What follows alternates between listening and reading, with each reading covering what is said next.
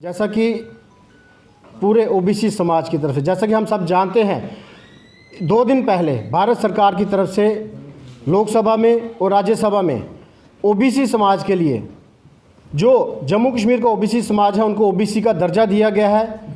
इसके लिए मैं सारे ओबीसी समाज की तरफ से, जम्मू कश्मीर का जितना ओबीसी समाज है उनकी तरफ से श्री नरेंद्र मोदी जी का, भारत सरकार का धन्यवाद करता हूँ। और जैसा कि हम लोग जानते हैं कि 70 साल जो ओबीसी समाज है जम्मू कश्मीर का, 70 साल उनको इंतज़ार करना पड़ा इस दर्जे के लिए। जैसा कि पूरे देश में ओबीसी समाज को ओबीसी कैटेगरी का दर्जा दिया जाता था, लेकिन आज भारत सरकार नरेंद्र मोदी जी के प्रयत्नों से ओबीसी समाज, जो जम्मू कश्मीर का ओबीसी समाज है, उनको मुख्य धारा के साथ पूरे प्रदेश के साथ, देश के साथ जोड़ा गया है। इसके लिए हम उनका धन्यवाद करते हैं। और जैसा कि भारत सरकार ने समय समय पर ओबीसी समाज के लिए, चाहे 1953 में काका कालेकर साहब की रिपोर्ट हो, जो ओबीसी कमीशन बनाया गया, उसके बाद वीपी मंडल साहब की जो रिपोर्ट आई 1981 में मंडल कमीशन की, वो भी रिपोर्ट पेश हुई। लेकिन कांग्रेस की गवर्नमेंट जितनी देर रही, उन्होंने ओबीसी को जो उनका हक थे वो नहीं दिए, कभी भी उनको ओबीसी का रिजर्वेशन नहीं दिया। उसके बाद 1993 में जब वीपी सिंह की सरकार भारतीय जनता पार्टी के साथ आई, तो उन्होंने ओबीसी समाज को उनके हक दिए।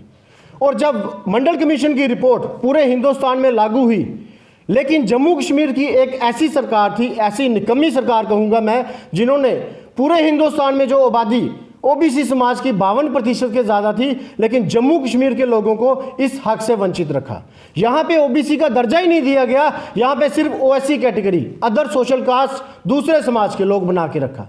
और जितने ओबीसी समाज के लोग जम्मू कश्मीर में रह रहे हैं, जो उनको सेंटर से जितने हक मिलने थे वो नहीं मिले, चाहे वो जम्मू कश्मीर का तरखान हो, चाहे लोहार हो, चाहे कश्मीर का हांजी हो, शिकारे वाला हो, कुम्हार हो, कश्मीर का मोची हो, और उसके साथ साथ नाई समाज हो, तेली समाज हो। बड़े सारे ऐसे समाज हैं जिनको उनके हक से वंचित रहा गया। लेकिन मैं फिर भी धन्यवाद करता हूं सारे समाजों की तरफ से मोदी सरकार का। कहते हैं मोदी है तो मुमकिन है, और मोदी सरकार ने ये करके दिखाया है।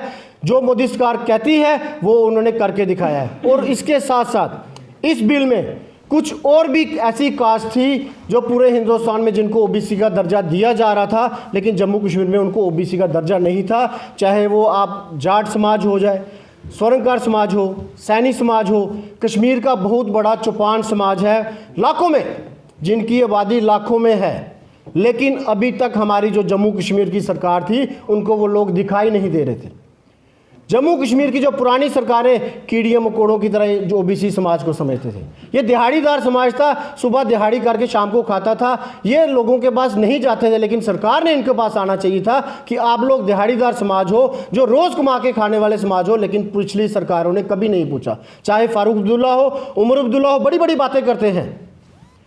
राहुल गांधी की बात मैं करता हूं कि राहुल गांधी ने ओबीसी की बड़ी बात की, लेकिन जम्मू कश्मीर की तरफ क्यों नहीं कांग्रेस को दिखाई दिया कि जम्मू कश्मीर जो पूरे एक हिंदुस्तान का हक है, वहां का ओबीसी समाज दूसरी सरकारों को क्यों नहीं दिखाई दिया।